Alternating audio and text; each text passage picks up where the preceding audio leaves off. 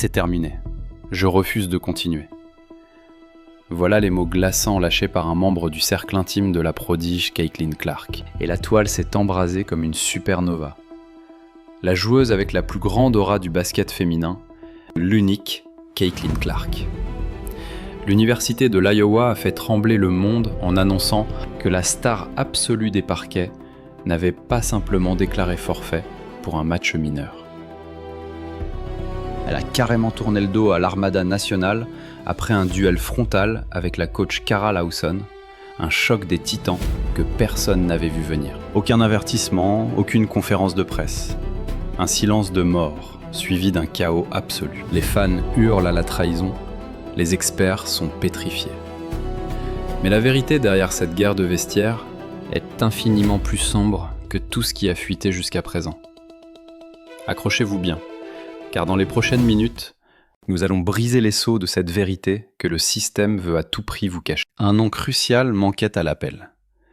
Quand la fédération a révélé la formation ultime de l'escouade américaine, le 4 février 2025, tous les regards cherchaient une seule et unique légende, Caitlin Clark. Eh oui, son aura était bien présente sur le parchemin. Mais ce n'est pas ce détail qui a déclenché la fureur des enfers. Caitlin Clark venait pourtant d'achever la saison de rookie la plus titanesque de toute l'histoire de la ligue professionnelle. Impératrice incontestée des passes décisives, elle s'est hissée sur la 3e marche du podium des meilleures marqueuses. Par sa seule volonté, elle a transfiguré l'équipe de l'Indiana, les propulsant des abysses de 13 misérables victoires jusqu'à 24 triomphes éclatants en une seule saison. Une telle explosion de puissance ne relève pas du miracle. Une domination pareille vous garantit une place de titulaire indiscutable sur n'importe quel champ de bataille, que ce soit au niveau universitaire, professionnel ou international. L'élite absolue. Mais voici la pièce du puzzle que tout le monde oublie. Bien avant que la liste sacrée ne soit dévoilée au grand jour, des murmures parcouraient déjà les couloirs obscurs du pouvoir. Des complots tissés à huis clos. Les soi-disant sages du basket osaient même débattre, pour savoir si la prodige méritait sa place, après avoir été bannie de l'équipe olympique de Paris en 2024. La fédération avait alors scellé son bataillon féminin pour les Jeux de Paris, avec une arrogance aveugle. Les excuses officielles du comité à cette époque étaient une lâcheté abyssale. La sélection avait soi-disant été verrouillée avant même qu'elle ne foule les parquets de la ligue professionnelle. Pour ces bureaucrates, la reine sans couronne n'avait pas encore prouvé sa valeur dans l'arène des adultes. « Accordons-lui du temps pour grandir », disait-il avec condescendance. Alors elle a marché sur la ligue, elle a pulvérisé le moindre de leurs doutes et accompli chaque exploit colossal qu'ils exigeaient d'elle. Et lorsque le décret officiel est enfin tombé, avec son nom gravé dessus, les fans attendaient un véritable couronnement, une consécration, une preuve formelle que cette guerrière avait non seulement rempli son contrat, mais repoussé toutes les limites de l'imagination. À la place, ils ont reçu une note glaciale. Une vulgaire liste banale de 12 combattantes. Et le nom de l'étoile filante gisait au beau milieu de la masse, sans aucune lumière, sans aucun respect pour sa grandeur. Pire encore, son visage avait été purement et simplement effacé de la fresque officielle de la nation tout entière. Un cri du cœur sur les réseaux a parfaitement capturé l'indignation générale, récoltant plus de 40 000 approbations en quelques heures seulement. Cet internaute a écrit que leur prodige venait d'anéantir tous les records mortels, et que les hautes sphères la traitaient toujours comme un pathétique pion de rechange. Cette seule vérité a enflammé l'opinion publique bien plus vite que l'annonce de l'escouade elle-même. Pourtant, cette humiliation visuelle n'était que la pointe de l'iceberg. Si l'absence de photos n'était qu'un sombre présage, le véritable désastre a frappé 3 jours plus tard, lorsque les seigneurs du banc de touche ont été exposés au grand jour. Cara Lawson, l'éminence de l'université de Duke, a été couronné commandant en chef de cette armada invincible. Sur le papier, le prestigieux palmarès des mentors universitaires.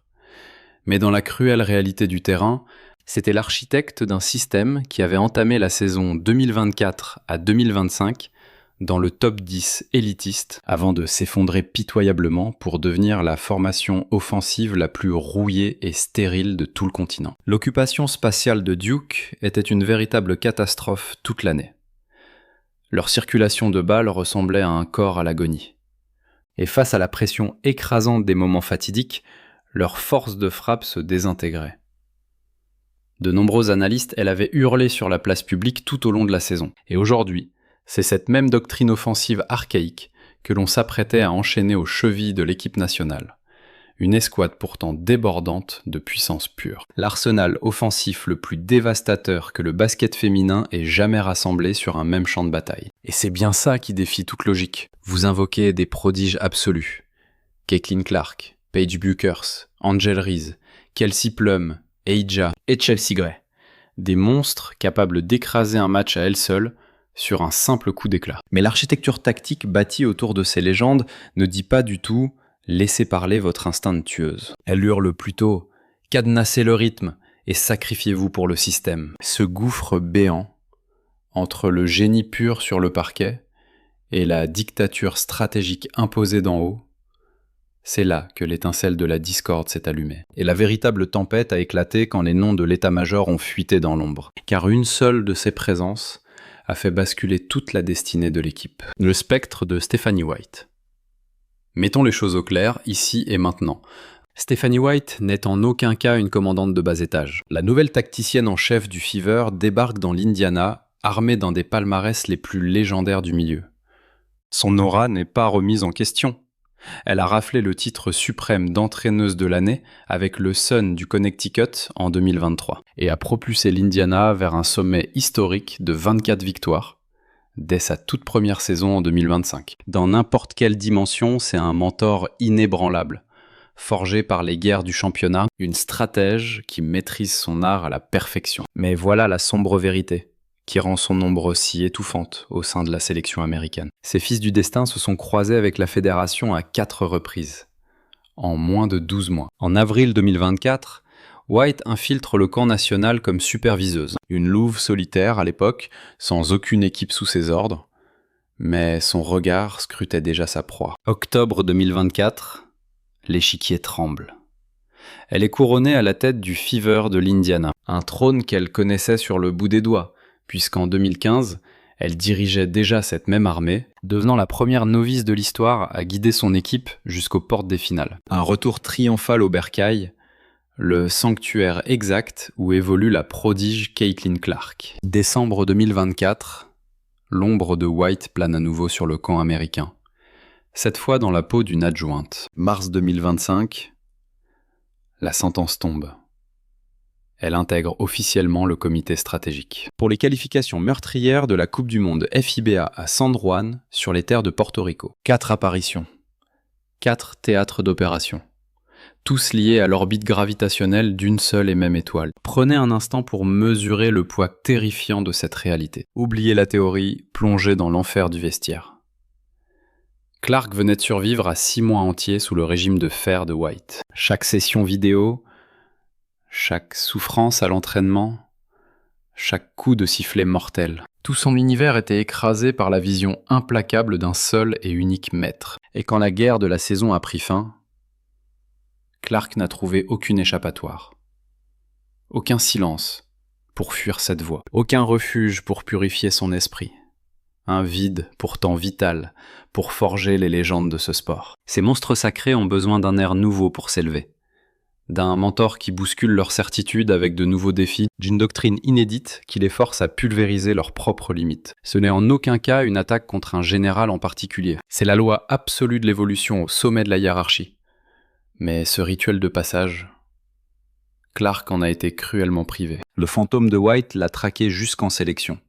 Imaginez la pression psychologique qui broie Clark en ce moment précis. Elle sort tout juste d'une campagne éreintante, totalement enchaînée à la matrice de Stephanie White, un étau tactique qui, de l'aveu de tous, muselait le véritable pouvoir destructeur de la prodige. Car si on libère ses chaînes, Clark est une reine absolue du pick and roll. Son démarrage balle en main est un éclair foudroyant.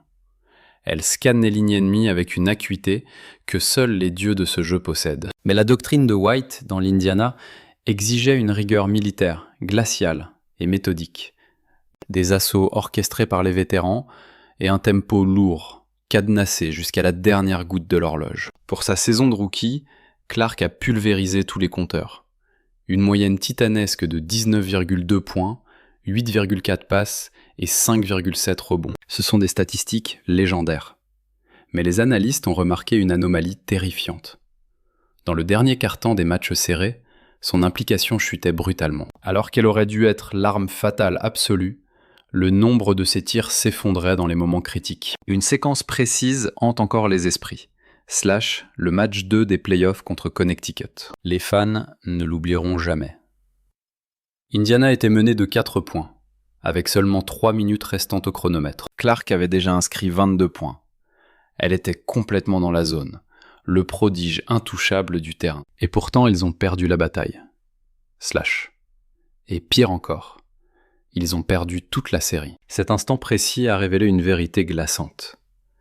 Le problème n'était pas seulement les erreurs tactiques du coach White, c'était l'échec d'un système entier, / un système qui osait oublier la puissance de sa meilleure arme de destruction massive. Le Fever d'Indiana s'est fait écraser par le Sun de Connecticut, / dès le premier tour des playoffs. Les ajustements stratégiques de White étaient d'une lenteur agonisante. Les spectateurs attentifs ont pu voir le désespoir dans les yeux de Clark.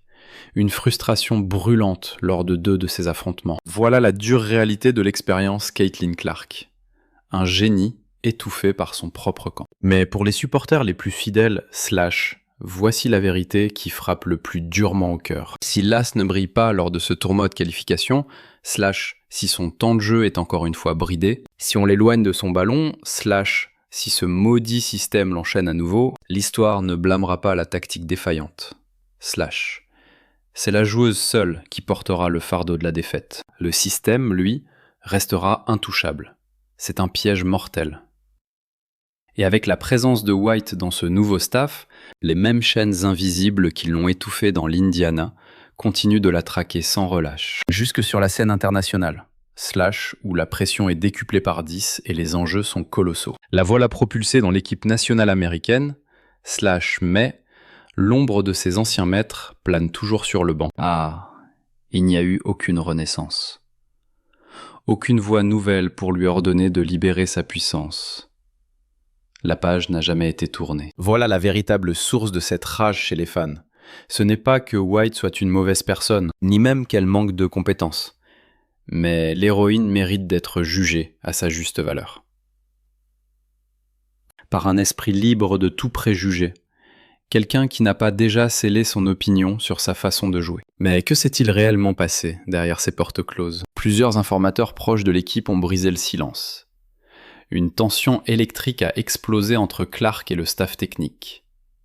Une pression étouffante accumulée dès les premiers jours d'entraînement / en mars 2025. Le tournoi impitoyable devait se tenir du 11 au 17 mars / sur le champ de bataille de San Juan à Porto Rico. Mais la fracture s'est produite / avant même que l'escouade ne pose un pied dans l'avion. Clark a osé défier la logique du nouveau système offensif mis en place. Elle venait de sacrifier des mois à s'épuiser sur des stratégies rigides dans l'Indiana. Et le système de Kara Lawson pour l'équipe nationale en était le clone parfait. Structuré, d'une lenteur abyssale et tragiquement prévisible. Selon les témoins de l'intérieur, l'aura de Clark a tremblé lorsqu'elle s'est levée en pleine réunion d'équipe. Elle n'a manqué de respect à personne, elle n'a trahi aucun de ses alliés dans l'ombre. Le regard fixe, elle a simplement exigé de savoir, pourquoi cette structure offensive bridait sa liberté. Pourquoi les mouvements explosifs sans ballon et les actions en tandem, étaient brutalement interdits aux meneuses, Kara Lawson a répliqué. Et soudain, l'air de la pièce s'est embrasé sous la fureur de leur affrontement verbal. C'est un point de bascule historique pour une raison précise.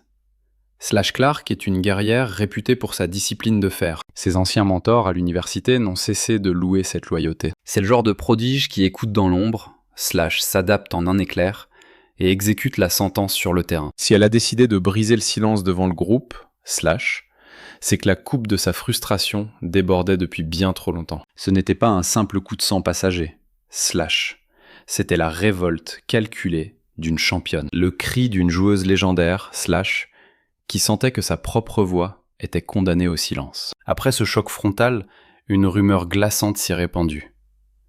Clark aurait avoué à une alliée que c'en était terminé, qu'elle avait enfin atteint le point de non-retour. L'idée qu'elle puisse tout abandonner planait dans l'air. Je démissionne. Ces 2 mots ont déclenché une véritable onde de choc. Mais attention, la chronologie des événements est cruciale. Clark n'a pas déserté le terrain sur le champ. Le lendemain matin, elle s'est présentée à l'entraînement. Mais son aura avait radicalement changé. Plus silencieuse, le regard distant. L'atmosphère tout entière du gymnase s'est alourdie, devenue glaciale. À la fin de cette séance, des murmures étouffés résonnaient déjà derrière des portes closes. Les hauts dirigeants de l'équipe nationale étaient sur le qui-vive. L'entraîneuse Stephanie White était au cœur de la tempête. Et au centre de cet ouragan, Caitlin Clark.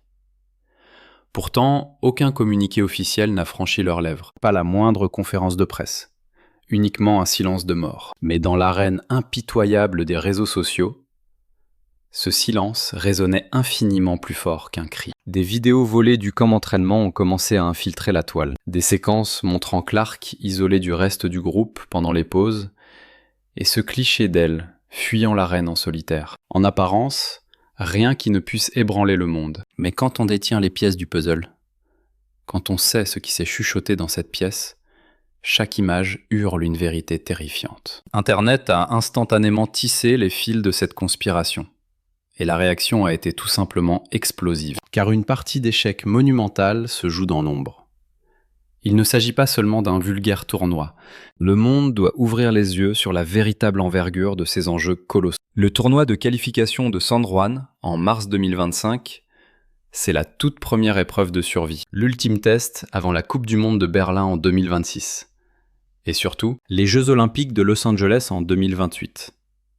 L'équipe légendaire de Paris avait choqué le monde en effaçant un nom crucial de son effectif, Caitlin Clark.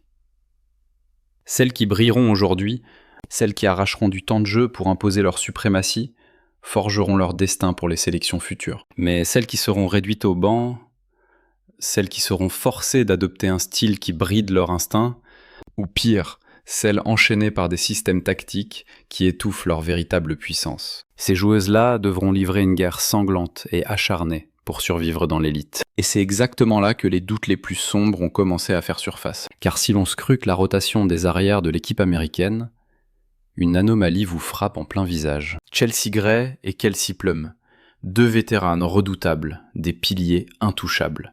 Deux championnes couronnées d'or lors des Jeux de Paris en 2024, toutes deux évoluant au même poste. Toutes deux prêtes à anéantir les chances de Clark pour dominer le terrain. Gray et Plum partagent des liens sacrés avec l'état-major de l'équipe nationale. Une confiance forgée dans le feu de dizaines de batailles internationales. Leurs victoires sont inscrites dans la légende. Personne n'oserait nier cet héritage. Mais aujourd'hui, Caitlin Clark évolue dans une toute autre dimension. Ses statistiques de débutante ne sont pas seulement excellentes pour une première année d'éveil. Sa moyenne de points brise les plafonds, la propulsant dans le top 5 absolu de la ligue. Et ce, sur l'ensemble des 5 dernières saisons. Face à une telle aura, sa place sur le trône de titulaire est incontestable. Mais le système archaïque de la fédération américaine vénère l'ancienneté, le favoritisme et une hiérarchie de fer. Les anciennes gardiennes du temple ont toujours la priorité absolue. Et avec l'ombre de Stephanie White planant sur le banc, une stratège qui a déjà dévoilé son parti pris, privilégiant des rotations lourdes et expérimentées à Indiana. La peur devient palpable, terrifiante. La peur que le système ne prive Clark de la gloire que son talent phénoménal a forgé à la sueur de son front. Laissez-moi vous donner un chiffre qui devrait figer le sang dans vos veines. Lors des Jeux Olympiques de Paris en 2024, l'équipe américaine a pulvérisé tous les records d'audience. Le sommet absolu de l'histoire du basketball féminin. Et pourtant, l'héroïne Caitlin Clark n'était même pas sur le champ de bataille. Elle avait été bannie de l'effectif des mois à l'avance, bien avant même que sa première saison professionnelle ne commence. L'excuse pitoyable avancée à l'époque ? Son pouvoir devait encore mûrir dans l'ombre. « Attendez juste l'année prochaine », murmuraient les sceptiques avec un sourire condescendant. Mais quand cette fameuse année a frappé, elle a tout pulvérisé. La meilleure saison recrue de toute l'histoire de la Ligue. L'atmosphère a radicalement changé et le public a enfin ouvert les yeux. Ce cycle infernal, c'est précisément ce qui fait bouillir le sang des supporters. Pas une simple frustration, une véritable rage enflammée. Car l'ombre d'une vérité sinistre plane.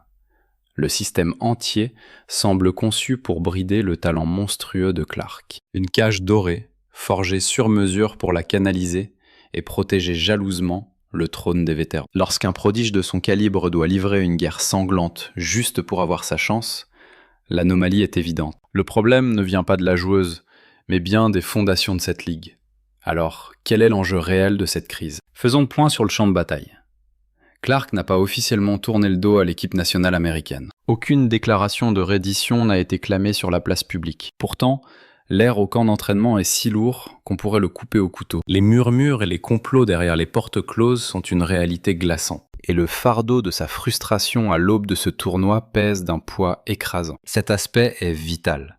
La cohésion et une confiance aveugle sont les piliers sacrés de toute escouade légendaire. Impossible de forger une alliance invincible quand votre étoile filante se demande si le terrain n'est pas piégé pour la faire chuter. Et pour l'escouade américaine, la pression est absolument titanesque. Ce n'est pas une simple phase éliminatoire, c'est une exhibition à ciel ouvert. Les regards brûlants de tous les médias du pays scruteront le moindre de leurs mouvements. Chaque plateforme de diffusion captera cette guerre sportive.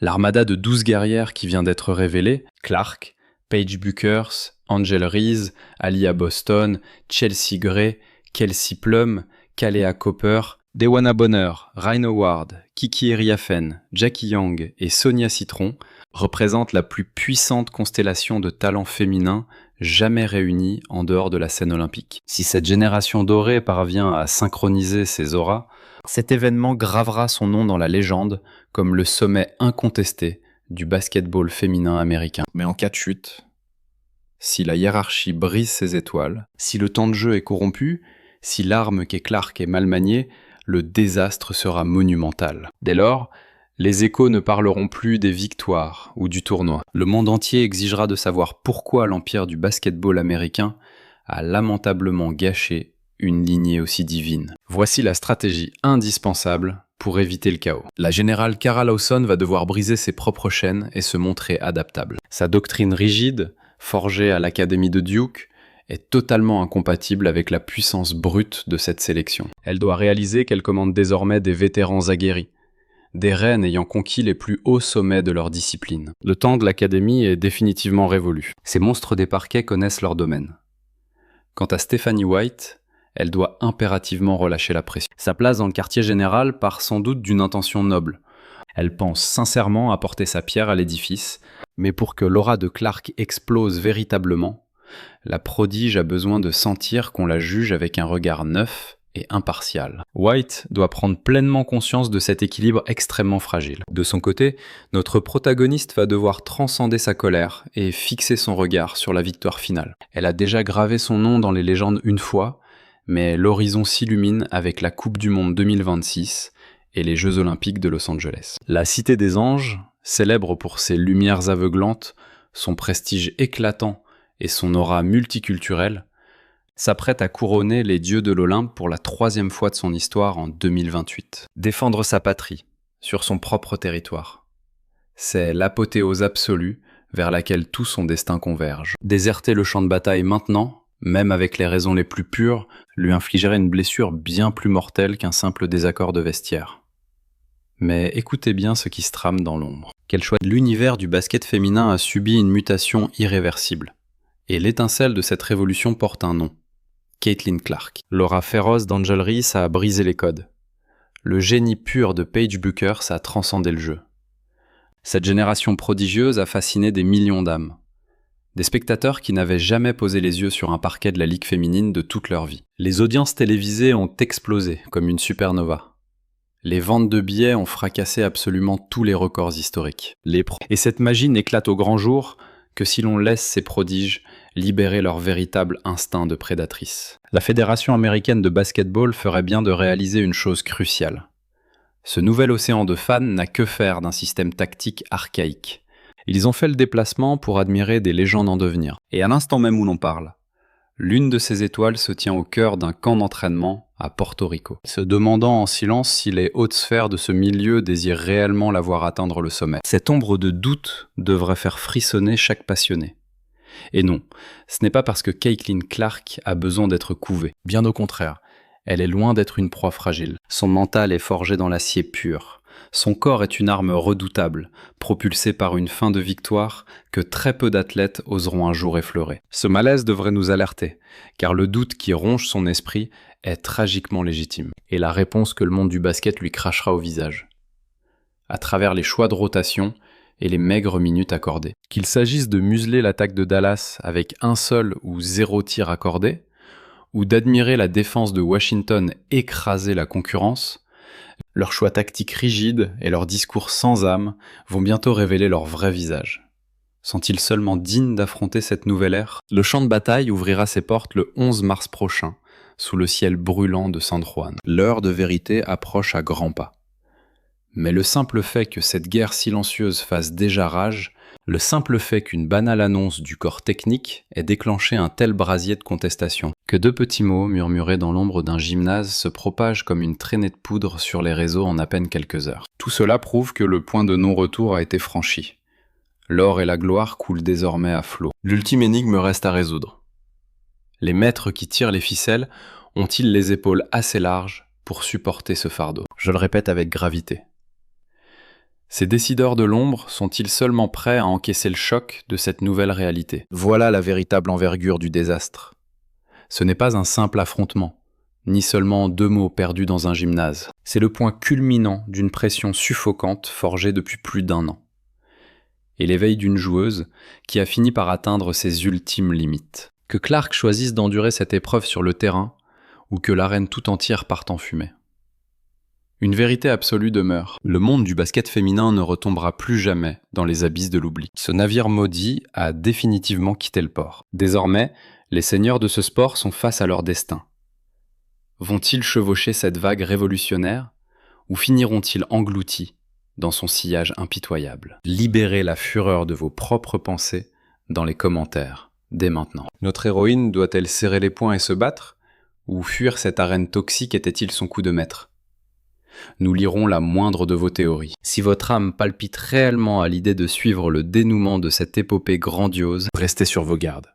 Car d'ici les prochains jours, le cours du destin va s'accélérer de manière foudroyante. Nous serons aux premières loges pour décrypter chaque onde de choc de ce tremblement de terre.